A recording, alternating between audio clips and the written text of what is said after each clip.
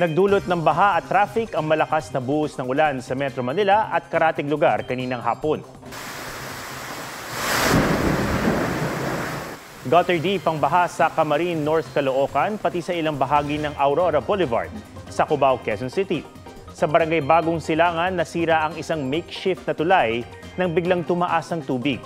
Napasilong naman sa mga flyover at ginagawang MRT station ang mga nakamotor na inabutan ng ulan sa Commonwealth Avenue. Malakas din ang ulan sa Batangas City. Ayon sa Pag-asa, localized thunderstorm ang nagdulot ng biglang buhos ng ulan dito sa Metro Manila. Pero posibleng unti-unti nang maranasan ng habagat, lalo na sa western section ng Luzon at Visayas.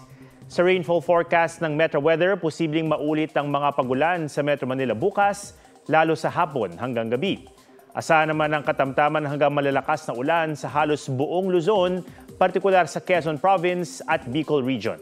Posible rin ang heavy rainfall sa Palawan at Mindoro. Sa mga kapuso natin sa Negros Island, may tsansa pa rin ng ulan bukas, kaya maging alerto pa rin sa lahar flow. Posible rin ang heavy to intense rainfall sa Eastern Visayas bandang hapon. May malalakas namang pagulan sa Caraga, Davao Region at Zamboanga Peninsula. Mga kapuso, alamin ang State of the Nation. Mag-subscribe sa GMA Integrated News sa YouTube.